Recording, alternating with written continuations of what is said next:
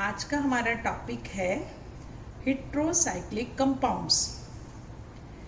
Heterocyclic compounds वे compounds हैं जो cyclic हैं एवं जिनमें कार्बन के अलावा रिंग में एक या एक से अधिक हेट्रो एटम प्रेजेंट हो सकते हैं।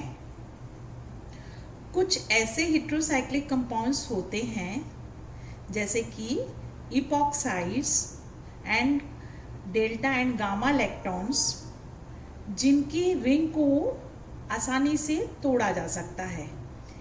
ऐसे कंपाउंड्स को हम हेट्रोसाइक्लिक कंपाउंड्स की कैटेगरी में नहीं रखते हैं।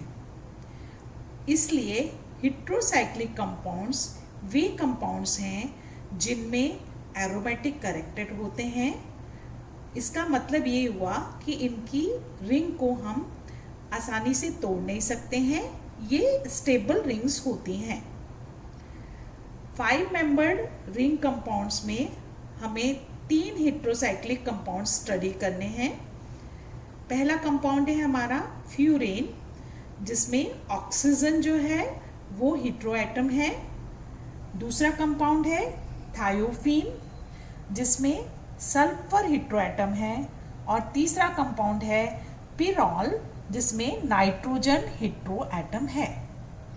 यूजुअली हेट्रोसाइक्लिक कंपाउंड्स को ट्रिपल नेम से अधिक हम जानते हैं। यूजुअली हेट्रोसाइक्लिक कंपाउंड्स को बेसिकली ट्रिपल नेम्स ही दिए जाते थे पहले, लेकिन अब हम हेट्रोसाइक्लिक कंपाउंड्स को IUPAC नॉमेनक्लेचर से भी नेम कर सकते हैं। IUPAC nomenclature of heterocyclic compounds, इसमें रूल नंबर 1 ये है कि हम सबसे पहले जो हेट्रो एटम है उसके अकॉर्डिंग प्रीफिक्स डिसाइड करते हैं। सपोज कि ऑक्सीजन हमारा हेट्रो एटम है तो प्रीफिक्स यूज होगा ऑक्सा। अगर सल्फर हेट्रो एटम है तो प्रीफिक्स यूज होगा थाया। और अगर नाइट्रोजन हेट्रो एटम प्रेजेंट है तो प्रीफिक्स यूज होगा एजा।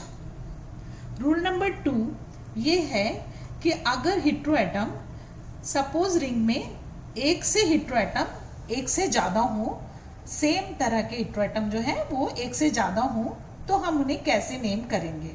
उस केस में सपोज के 2 ऑक्सीजन एटम हैं तो डाई ऑक्सा, 3 नाइट्रोजन एटम है सपोज तो ट्राई एजा। इस तरह से हम प्रीफिक्स डिसाइड करेंगे। रूल नंबर 3 जो है वो सपोज के हेट्रो एटम जो है वो डिफरेंट तरह के हैं, 2 डिफरेंट टाइप के हेट्रो एटम किसी हेट्रोसाइक्लिक कंपाउंड में प्रेजेंट हैं, तो उसमें हमें प्रायोरिटी डिसाइड करनी पड़ेगी प्रीफिक्स डिसाइड करने के लिए कि हम किसको प्रायोरिटी पे रखें और किसको उसके बाद बोलें। उस केस में हम प्रायोरिटी जो है डिसाइड करते हैं पीरियोडिक टेबल में जो एटम हायर ग्रुप में होगा वो प्रायोरिटी ऑर्डर में फर्स्टली रहेगा। और अगर के ऐसा कोई केस हो जिसमें कि दोनों ही एटम जो हैं वो सेम ग्रुप से हैं, तो उस केस में हम जो है लोअर एटॉमिक नंबर से ये डिसाइड करते हैं कि प्रायोरिटी किसको दी जाए। इन दोनों चीज़ों के अकॉर्डिंग हम ऑक्सीजन को सबसे ज़्यादा प्रायोरिटी पे रखते हैं, उसके बाद सल्फर को, फिर नाइट्रोजन को और फिर फॉस्फोरस को एंड देन सिलिकॉन या फिर कोई और है तो एटसेट्रा। रूल नंबर 3 हमारा है बेसिकली हमें केवल हेट्रोसाइक्लिक जो कंपाउंड्स पढ़ने हैं 5 मेंबर्ड और 6 मेंबर्ड के ही पढ़ने हैं, इसलिए मैं केवल आपको इतना ही बता रही हूँ। अगर रिंग हमारी 5 मेंबर्ड रिंग है तो हम उस रिंग को ओल के से जो है डिफाइन करेंगे, और अगर रिंग हमारी 6 मेंबर्ड है तो हम इनसे डिफाइन करेंगे। इन सारे रूल्स को इनकॉर्पोरेट करके हम कुछ एग्जाम्पल्स जो हैं स्टडी कर सकते हैं जिससे कि हम इन रूल को अप्लाई कर पाएंगे। फर्स्ट एग्जाम्पल है हमारा 5 मेंबर्ड रिंग कंपाउंड जिसमें कि सल्फर जो हेट्रो एटम है, इसलिए इस कंपाउंड को हम कहेंगे थायोल। सेकेंड कंपाउंड जिसमें ऑक्सीजन हेट्रोएटम है उसे हम कहेंगे ऑक्सॉल।